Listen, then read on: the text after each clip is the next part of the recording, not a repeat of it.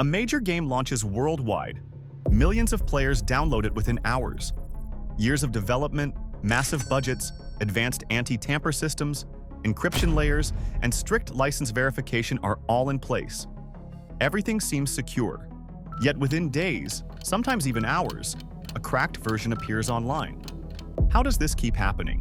When people hear hacking a game, they often imagine servers being attacked. But most of the time, cracking doesn't involve breaking into company systems. It involves bypassing the game's protection, specifically its digital rights management, or DRM. Hackers don't attack the gameplay first. They target the protection layer that verifies whether the game was legally purchased. The process usually starts with reverse engineering. Crackers analyze the game's code using specialized tools to observe how it behaves. They search for license validation checks, online authentication systems, encrypted code blocks, anti-tamper mechanisms. They carefully map how the protection system works before attempting to bypass it. This requires deep technical skill and patience.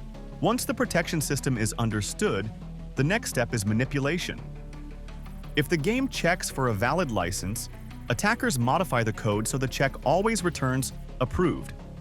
If it requires online verification, they attempt to simulate or bypass the server response.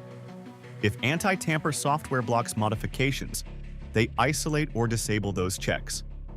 It's not random trial and error, it's a systematic analysis. Even powerful anti-tamper systems are not invincible. Security systems are designed to increase difficulty, not guarantee perfection. Given enough time, skilled reverse engineers can study patterns, monitor memory activity, and eventually bypass restrictions. This highlights an important cybersecurity principle. No system is completely unbreakable. Security must constantly evolve. That's a principle strongly emphasized by cybersecurity specialists like StrongBox IT across industries. Fully online multiplayer games are significantly harder to crack. That's because key game logic runs on remote servers.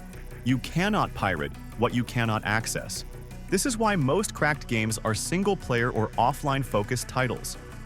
Server-side control dramatically increases protection. There's another side most people overlook. Cracked games frequently contain hidden threats such as malware, spyware, cryptocurrency miners, backdoors. Many pirated versions are modified to infect the user's system. What seems like a free download can result in stolen data, compromised accounts, or full system control. At StrongBox IT, we regularly warn that pirated software remains one of the largest malware distribution channels globally. The risk isn't just legal, it's cybersecurity. Game cracking demonstrates something bigger than piracy. Every digital system can be studied, every protection layer can be tested, and every security measure has limits. This is why organizations must continuously audit, update, and strengthen their security posture. Cybersecurity is not a one-time configuration, it is an ongoing strategy.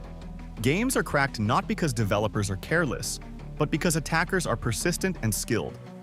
The same principle applies beyond gaming, to applications, software, OTT platforms, and even critical systems worldwide. Security is not about being impossible to break. It's about staying prepared, resilient, and ahead of emerging threats.